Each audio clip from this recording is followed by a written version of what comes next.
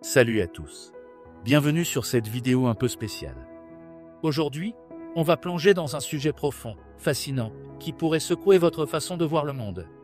On va parler des 8 vérités que ton mental refuse d'accepter, selon les enseignements du bouddhisme. Pas de panique, je vais tout expliquer simplement, comme si on discutait autour d'un café ou d'un thé, pour rester dans l'ambiance saine.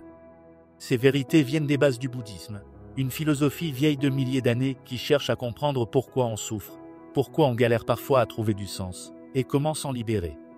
Mais je vous préviens, ce ne sont pas des vérités qu'on avale facilement. Votre cerveau va probablement se rebeller, dire « non, pas possible, ça ne peut pas être aussi simple ou aussi compliqué ». Et c'est normal. C'est pour ça qu'on va prendre le temps, plus de 2 heures, pour explorer chaque vérité en profondeur, sans se presser, pour vraiment laisser les idées s'installer. Installez-vous confortablement, prenez un truc à boire, un carnet si vous voulez noter des idées, et c'est parti. On va avancer étape par étape, et je vous promets qu'à la fin, vous aurez de quoi réfléchir pour un bon moment. Prêt ? Allez, on commence. On attaque avec la première vérité, qui peut sembler un peu brutale au début. La vie est souffrance. Oui, je sais, dit comme ça, on dirait une mauvaise nouvelle. Mais restez avec moi, c'est pas aussi déprimant que ça en a l'air. Dans le bouddhisme, on dit que la souffrance, ou dukkha, je vais éviter les mots compliqués, mais celui-là revient souvent, c'est une réalité universelle. Ça ne veut pas dire que toute votre vie est un calvaire, mais que la souffrance est inévitable. Naître, vieillir, tomber malade, perdre des choses ou des gens qu'on aime, être frustré, ne pas obtenir ce qu'on veut. Tout ça, c'est de la souffrance. C'est comme un frottement constant dans l'existence. Pourquoi notre mental refuse d'accepter ça ? Parce qu'on est programmé pour chercher le bonheur, pour fuir la douleur. On se dit, si je fais ci, si j'obtiens ça, je serai enfin heureux pour de bon. On court après des moments parfaits, des relations parfaites, un job parfait. Et quand la vie nous met face à une déception, une perte, ou même un petit inconfort, on se sent trahi. On pense, pourquoi moi ? Ça ne devrait pas être comme ça. Le bouddhisme nous invite à regarder la souffrance en face, sans la rejeter. Pas pour se complaire dedans, mais pour comprendre qu'elle fait partie du jeu. C'est comme la météo.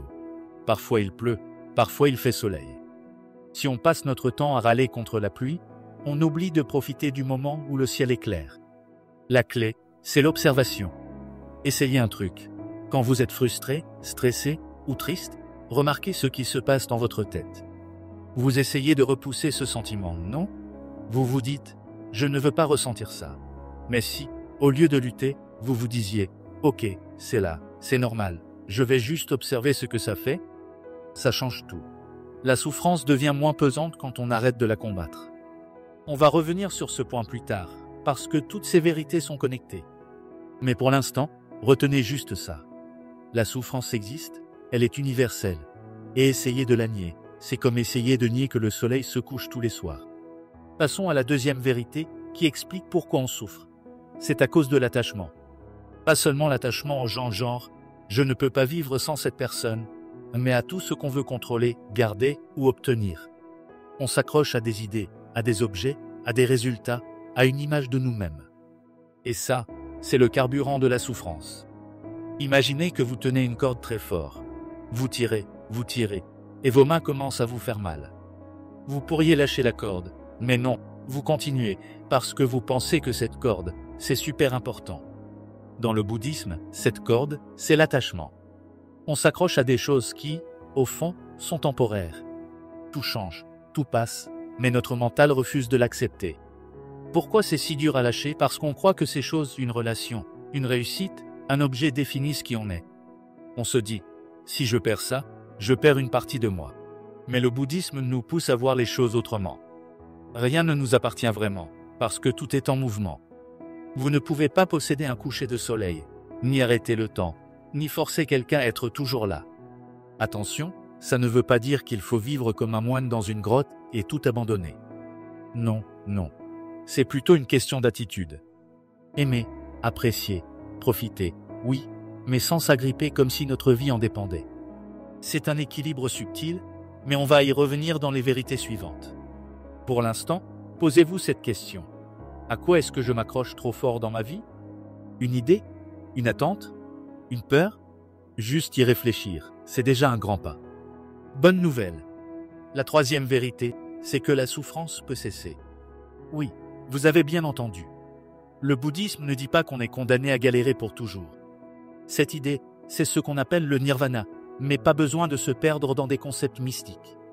En gros, c'est un état où on est libéré de cette lutte constante contre la réalité. Pourquoi notre mental a du mal à y croire?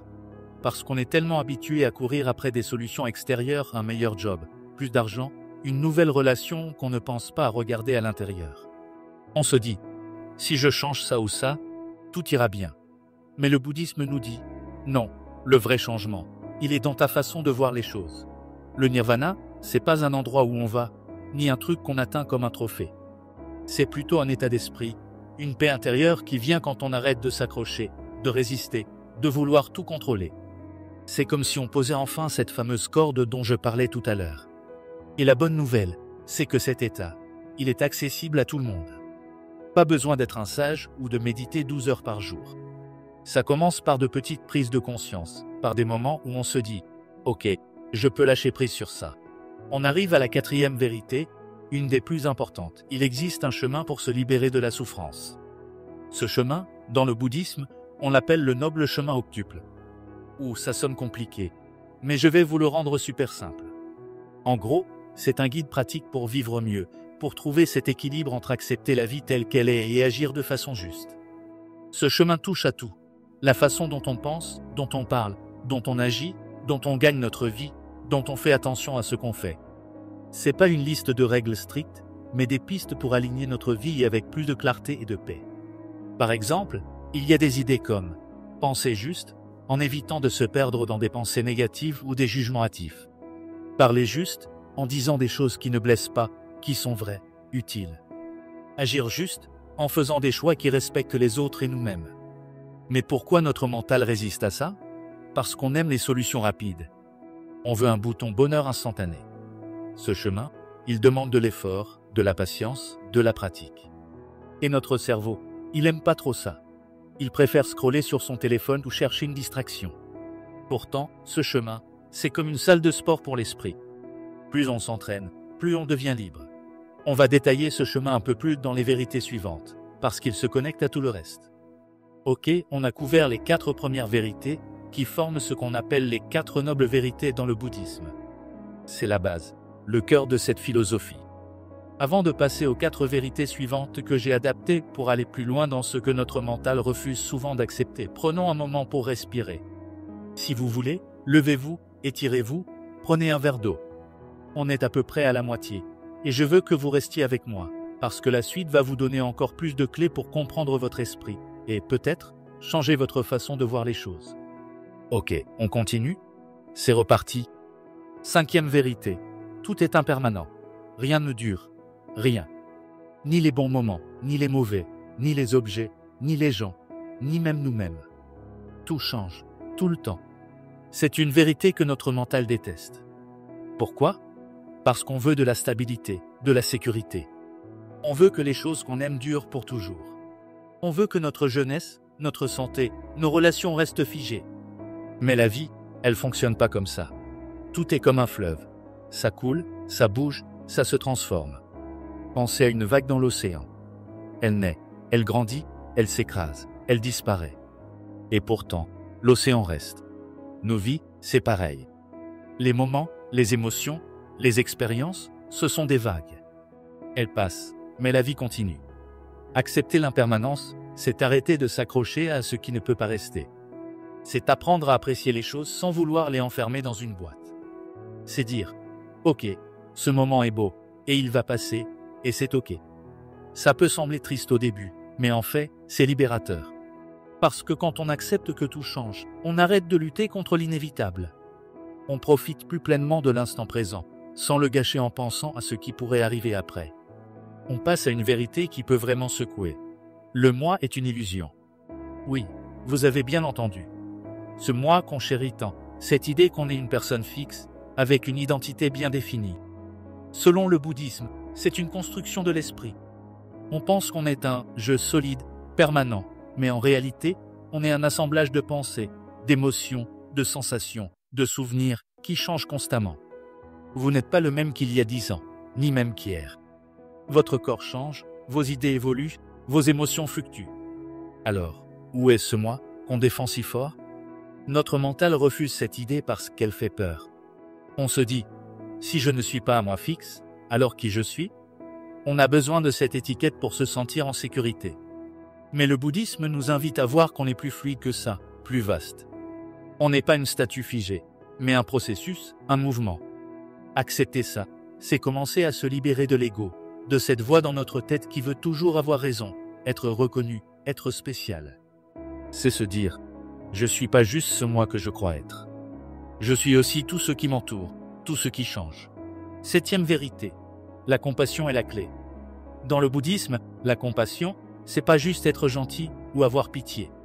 C'est comprendre profondément que tout le monde souffre, tout le monde galère, et qu'on est tous connectés dans cette expérience.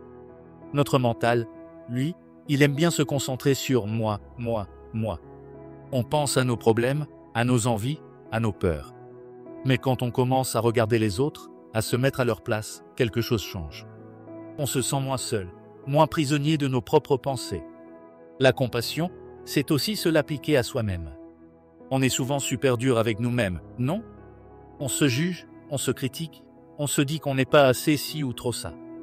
Mais imaginez si vous vous parliez comme vous parleriez à un ami qui traverse une épreuve.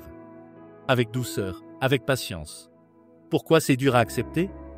Parce que notre société nous pousse à être compétitifs, à nous comparer, à vouloir être mieux que les autres. La compassion, ça demande de lâcher ça, de voir qu'on est tous dans le même bateau. Dernière vérité, et pas des moindres. La liberté vient de l'attention. Dans le bouddhisme, on parle souvent de pleine conscience, être pleinement présent à ce qu'on vit, à chaque instant. Pas en train de ruminer le passé ou d'anticiper le futur, mais juste là, maintenant. Notre mental adore s'éparpiller. Il pense à ce qu'on va manger ce soir, à ce qu'on a oublié de faire hier, à ce qu'on va dire à cette réunion demain. Mais quand on entraîne notre esprit à revenir au moment présent, on découvre une liberté incroyable. On arrête de se laisser emporter par les vagues de nos pensées. La pleine conscience, c'est pas juste s'asseoir en tailleur et méditer même si ça peut aider. C'est aussi être attentif quand on marche, quand on mange, quand on parle. C'est remarquer les petites choses. La sensation de l'air sur votre peau, le goût de votre café, le son des oiseaux dehors. Pourquoi notre mental résiste? Parce qu'il est accro à la distraction. Être présent, ça demande un effort au début. Mais plus on pratique, plus ça devient naturel et plus on se sent libre. Et voilà, on va explorer ces 8 vérités que ton mental refuse d'accepter. On a vu que la souffrance est universelle, qu'elle vient de l'attachement, mais qu'on peut s'en libérer en suivant un chemin, en acceptant l'impermanence, en lâchant l'idée d'un moi fixe, en cultivant la compassion et en étant attentif.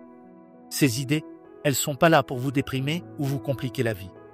Au contraire, elles sont là pour vous aider à voir plus clair, à vivre avec plus de légèreté, à trouver du sens même dans les moments difficiles. Le bouddhisme, c'est pas une religion qui vous dit quoi croire. C'est une invitation à regarder en vous, à expérimenter, à tester par vous-même. Je vous propose un petit défi. Prenez une de ces vérités, celle qui vous parle le plus, et essayez de l'observer dans votre vie cette semaine. Peut-être que c'est accepter qu'un truc vous frustre sans lutter contre. Peut-être que c'est être un peu plus attentif à ce que vous faites. Juste un petit pas, et voyez ce que ça change. Merci d'avoir passé tout ce temps avec moi. Si cette vidéo vous a parlé, laissez un petit pouce bleu, partagez-la avec quelqu'un qui pourrait en avoir besoin, et dites-moi en commentaire quelle vérité vous a le plus marqué.